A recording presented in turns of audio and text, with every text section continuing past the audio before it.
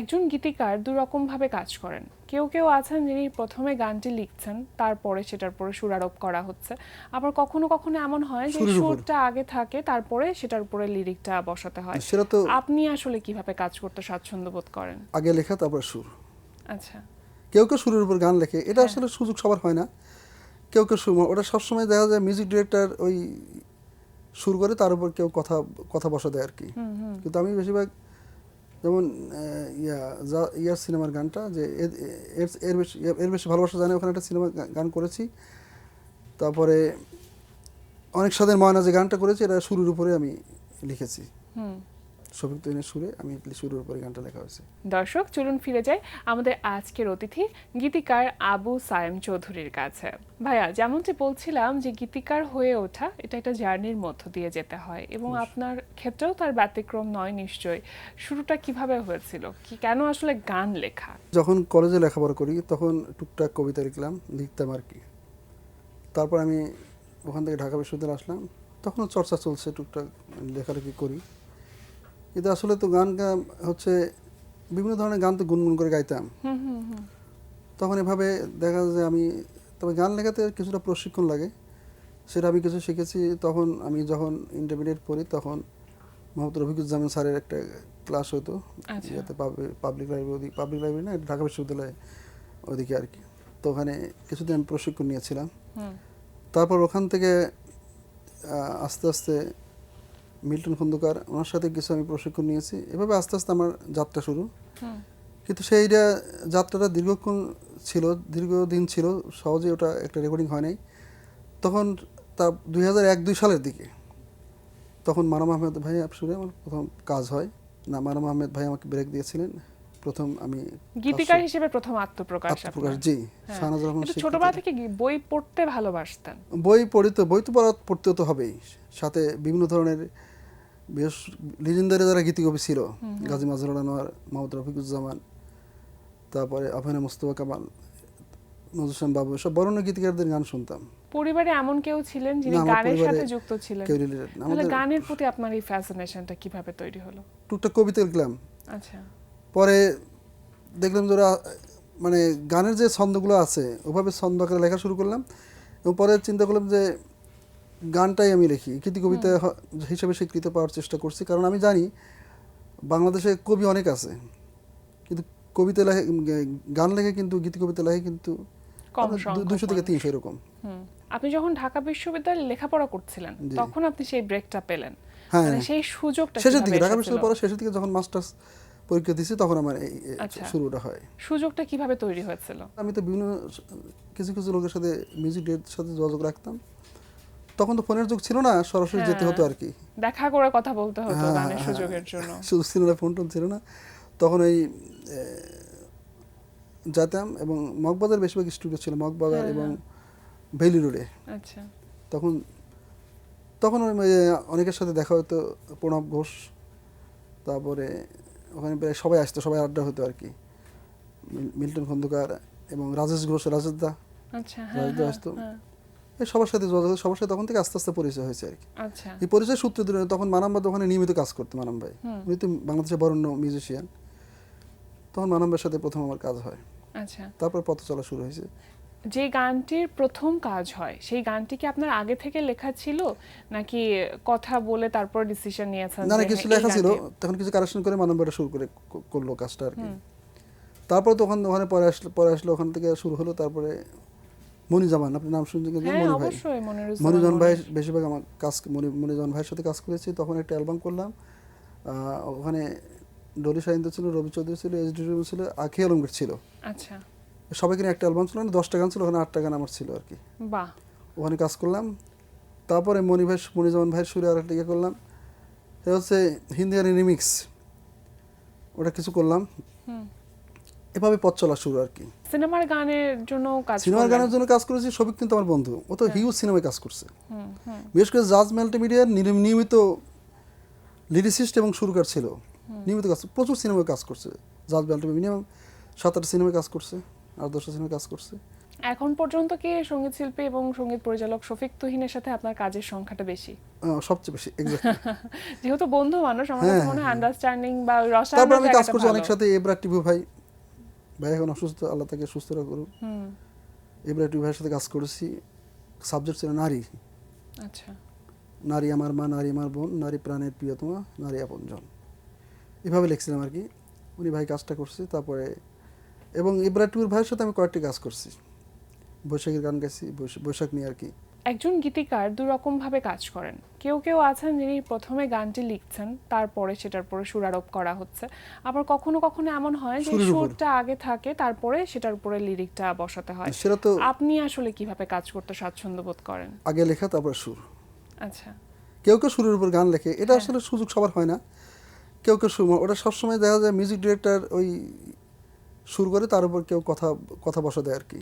কিন্তু আমি বেশিরভাগ যেমন ইয়ার সিনেমার গানটা যে এর বেশি ভালোবাসা জানে, ওখানে একটা সিনেমা গান করেছি। তারপরে অনেক স্বাদের ময়না যে গানটা করেছি, এটা সুরের উপরে আমি লিখেছি, শফিক তুহিনের সুরে, আমি সুরের উপরে গানটা লেখা হয়েছে। এখন তো বিভিন্ন রকমের লিরিক হয়, হয়তো এরকম অনেকেই আছেন যিনি গান লিখছেন, তিনিই সুর করছেন, আবার তিনিই সঙ্গীত পরিচালনা করছেন, তিনিই গাইছেন। এটা তো আছে। এই ব্যাপারটা আসলে কিভাবে ব্যাপারটা দেখেন? যে লেখে, হ্যাঁ যিনি লিখবেন তার কিন্তু একটা সুর থাকে, হ্যাঁ, অবশ্যই। এটা কিন্তু বাস্তব কথা। কাজেই কখনো কখনো সেই সুরটাকে যদি শিল্পী পছন্দ করে, সে সেটাই অ্যাপ্লাই করে। আর যদি চিন্তা করে না হয় নাই, তখন বলে যে একটু কারেকশন দরকার আছে, আমি এটা দেখি।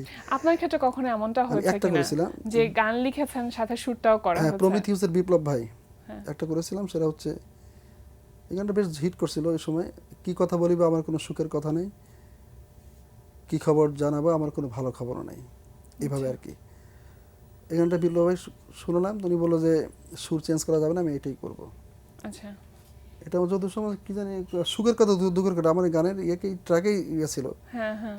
অ্যালবামের নাম ছিল সুখের কথা দুঃখের কথা। এখন পর্যন্ত আপনার প্রকাশিত মানে লেখা গানের সংখ্যা যদি আমরা বলি তাহলে 100-রও বেশি হবে সেটা। ওটা তো প্রকাশিত, আর অপ্রকাশিত আর এখন অপ্রকাশিত তো অনেক গান আছে, 150-200 লেখা আছে। সেগুলো কি ডায়েরিতে লেখা? লেখা আছে, নিজের মনের মধ্যেও আছে। মনের মধ্যে মানে কি কিছু আছে না যে সুর সুর হ্যাঁ হ্যাঁ। সুরে গাওয়া, কখনো কখনো কিছু ভালো শব্দগুলো লিরিক আছে চলে যেগুলো আসে। আমি কখনো খাতার মধ্যে লিপিবদ্ধ রাখি না, সেটা আমি ভিতরে রেখে দেই, যে কোনো সময় কেউ চাইলে যেতে আমি দিতে পারি। এভাবে আমি ইয়ে করি আর কি।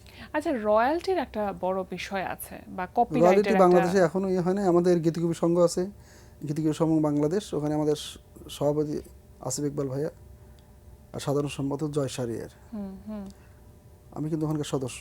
তো তারা চেষ্টা চালা যাচ্ছে রয়্যালির ব্যাপারটাকে ইয়ে করার জন্য, এস্টাবলিশ করার জন্য। আবার একটা সংগঠন আছে, সেখানে গীতিকার সুরকার এবং শিল্পী সবাই একতভাবে একটা সংগঠন আছে, সংগঠনের নামটা মেবি এখন মনে পড়তেছে না। সব দিক দিয়ে চেষ্টা করা হচ্ছে কিন্তু। কোনো একটি গান যখন লেখা হয়, গানটি তখন গীতিকারের থাকে, জি। তারপর যখন সেটা সুরারোপ করা হয় সেটা সুরকারের, তারপর সঙ্গীত পরিচালক, তারপরে সবশেষে সঙ্গীত শিল্পী। যখন সঙ্গীত শিল্পীর কণ্ঠে গানটি উপস্থাপন করা হয়, তখন গানটি সঙ্গীত শিল্পীর নামেই বেশি যায়।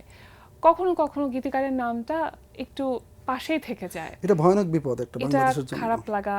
ভয়ানক বিপদ। অনেক শিল্পী তো প্রয়োজন মনে করে না, প্রয়োজন মনে করে না, কিন্তু বলে না, নাম বলে না। এরা অনেকেই সাক্ষাৎকারে বলছে, আমরা দেখেছি, হ্যাঁ, কিন্তু আসলে এর কোনো কারেকশন নাই, এভাবে চলতেছে। কিন্তু যারা বরেণ্য শিল্পী লাইক সাবিনা ইয়াসমিন, আবিদা সুলতানা কিংবা রুনা লালা, এরা কিন্তু গান গাওয়ার সময়, কুমার বিশ্বজিৎ দা, এরা কিন্তু গান গাওয়ার সময় আগে নামটা বলে। এরা এখনো সেই এদের শিল্পীদের প্রতি, গীতিকবিদের প্রতি রেসপেক্ট আছে। এমনকি আমরা তো ছোটোখাটো গীতিকবি, বরেণ্য গীতিকবি যারা আছে, মনে করেন যে এই রফিক জামান বলে, আহমেদ জামান চৌধুরী, বড় বড় যারা আছে, তাদের নামে অনেক সময় এড়িয়ে যায়। এমনকি ভুল বলা হয়, দেখা যায় একজনের গান আরেকজনের নামে হচ্ছে, টেলিভিশনে যাচ্ছে, সঠিক তথ্যটি দিচ্ছে না, হয়তো ইউটিউবে দিকে যাচ্ছে, কিন্তু ইউটিউবে ভুল হতে পারে, এটা ভুল হতে পারে না।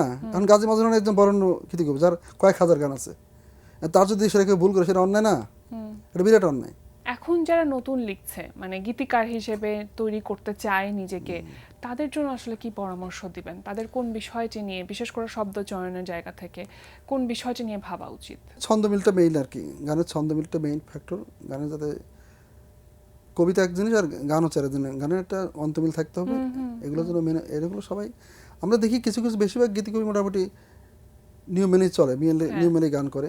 বিশেষ করে আমাদের গীতিকবির সঙ্গে যারা আছে তারা সব তো বরেণ্য গীতিকবিরা যারা আমাদের গীতিকবির সঙ্গে আছে সব এখানে আছে।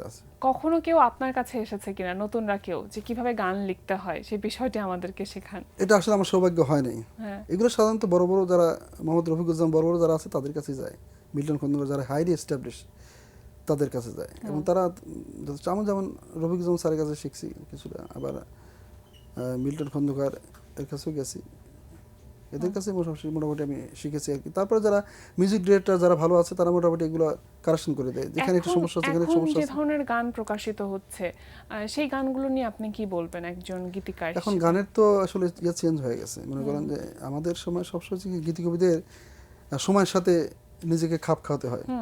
হ্যাঁ, এখন আমি যদি মনে করি যে সেই 90 দশকের মতো গান লিখি, গীতিকবিতা লিখি, এটা কিন্তু হবে না। আমাকে বর্তমান যে চলতেছে সেদিকে আমাকে মেনে চলতে হবে। ট্রেন্ডটা রয়েছে, Must be, নতুনরা আপনার- যেরকম গান শুনতে চায়। হ্যাঁ, গান শুনতেছে এবং এবং এবং এটা চেঞ্জ হবেই, চেঞ্জ হবে। এটা মনে করেন যে প্রতি 10 বছর পর সবকিছু চেঞ্জ হয়ে যায়। তো সেটার সাথে খাপ খাইয়ে নেওয়াটা একজন গীতিকারের জন্য অনেক চ্যালেঞ্জিং না? চ্যালেঞ্জ সহজ হয়ে যায় যদি সে বিভিন্ন ধরনের গান শোনে, সাম্প্রতিক গানগুলো শোনে, এবং সে যদি তখন সে তার লেখার কিছুটা সে চেঞ্জ করে। এটা আমি দেখেছি যারা বড় বড় লিরিসিস্ট আছে তারা আমি খেয়াল করেছি, তারা নিজেকে ইয়ে করে। একজন লিরিসিস্ট হিসেবে আপনার কাদের গান বেশি ভালো লাগে, কোন গীতিকারদের গান বেশি আমি ভালো তো লাগে? আগেই বলেছিলাম যে আমি সাধারণত আমাদের বাংলাদেশে কিন্তু অনেক বরেণ্য গীতিকবি আছে, সেই গাজী মাজহারুল আলম থেকে শুরু করে কবির বকুল, ধরেন কবির বকুল ভাই, রফিকুজ্জামান, আবিনা মোস্তফা কামাল, বাংলাদেশ সব বরেণ্য গীতিকবি আছে, নজরুল ইসলাম বাবু। আমাদের দেশের যে যে সুন্দর সুন্দর দেশের গান আছে পৃথিবীর কোথাও কিন্তু এটা নাই, আপনি চিন্তা করতে পারবেন না। তো এই যে এগুলো কিন্তু তাদের যে লেখাগুলো তারা দিয়ে গেছে আমাদের জন্য, এগুলো কিন্তু আমাদের জন্য শেখার বিষয়বস্তু। এগুলো যদি কেউ যদি লালন করে ভিতরে, তাহলে সে ভালো কিছু করবে, আমি বিশ্বাস করি। কোনো একটা গান লিখিয়ে নিলে সেটার তো একটা রেমুনারেশন আছে, সেটা কখনো পেতে সমস্যা হয়েছে? রেমুনারেশন আমি এই পর্যন্ত যতগুলো লিখেছি সবগুলো রেমুনারেশন পাইছি, কম হোক বেশি হোক, কিন্তু কিছু তো সমস্যা আছে। আপনারা হয়তো পূর্বে গীতিকার বলতে পারে কিছুটা তো সমস্যা থাকেই, হয়তো আপনার যেটুক আপনার প্রাপ্য সম্মানী আপনি সেটা পাচ্ছেন না। খুব সাম্প্রতিক সময়ে কি কোন গানগুলো রিলিজ হয়েছে, মানে আপনার লেখা কোন গানগুলো রিলিজ হয়েছে? 2 মাস আগে রিলিজ হয়েছে, সেটা হচ্ছে সুমন কল্যাণের সুরে, আর কয়েকটা গান করা আছে। এগুলো এখনো প্রোডাকশন হাউস তারা হয়তো বা যেদিন ছাড়ে সেদিন হবে। আমি সবিক তুনের সুরে আবার কাজ করছি কিছু, একটা ডুয়েট গান আছে নেন্সি আর জাহাঙ্গীর সাইদ, সবিক তুনের ভাই গাইছে, ওটা আছে। আরও কিছু কাজ চলতেছে, সুর হচ্ছে, সামনে হয়তো সেগুলো রিলিজ হবে। গীতিকার যখন কোনো একটা গান লিখে তখন তো সেটার পেছনে একটা গল্প থাকে। এখন মিউজিক ভিডিওর সময়টাতে তো একটা অন্যরকম বিষয় যুক্ত এখানে, মিউজিক ভিডিওতে আসলে গল্প বলা হয়। কখন এমন হয় কিনা যে আপনার যে মূল ভাবনা, যে ভাবনা থেকে আপনি গান লিখেছেন, সেটা আসলে মিউজিক ভিডিওতে আসেই না? এটা আমি অবশ্যই ওভাবে বিশ্লেষণ করিনি। আমি দেখেছি যে যেগুলো আমার গান মিউজিক ভিডিও হয়েছে মোটামুটি ঠিক আছে, কাছাকাছি। কি পরিকল্পনা রয়েছে যে কিভাবে কাজ করতে চায়, মানে এখন যেভাবে যাচ্ছে আমার পরিকল্পনা আসলে আমি আসলে কমার্শিয়াল ধাঁচটা অতভাবে ইয়ে করি না। আমি কিছু মানবতা নিরীক্ষাধর্মী লিরিক লিখেছি, যেমন বাচ্চাদের নিয়ে, শিশুদের নিয়ে। কারণ সারা আপনি জানেন পৃথিবীতে শিশু নির্যাতন প্রচুর বেড়ে গেছে, বিশেষ করে ফিলিস্তিনে তো অনেক শিশু মারা গেছে। আমি বাচ্চাদের নিয়ে কিছু লিরিক লিখেছি, গীতিকবিতা লিখেছি।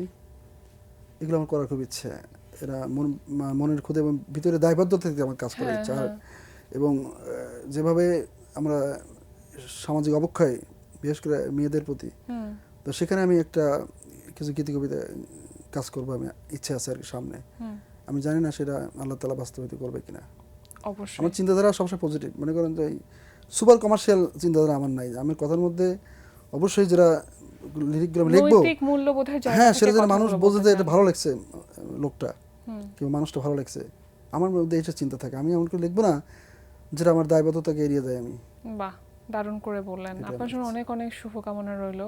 আজকে আমাদের আয়োজনে আসবার জন্য, সময় দেওয়ার জন্য আপনাকে অনেক ধন্যবাদ। থ্যাংক ইউ, আপনি ভালো থাকবেন।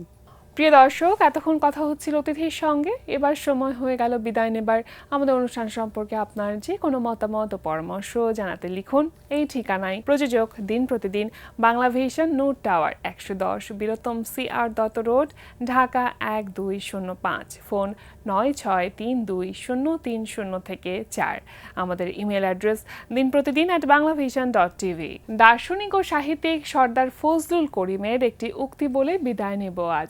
তিনি বলেছেন, জীবনবোধে উদ্বুদ্ধ হওয়াটা একান্ত জরুরি। তা না হলে পরে অপরজন কিভাবে আমার কাছ থেকে উদ্বুদ্ধ হবে? মানুষ পরস্পর একসঙ্গে বাস করে অপরের কাছ থেকে উদ্বুদ্ধ হওয়ার আশায়। প্রিয় দর্শক, সবাই ভালো থাকুন, সুস্থ ও সুন্দর থাকুন। আজ সারাটা দিন সবার জন্য শুভ ও কল্যাণময় হোক।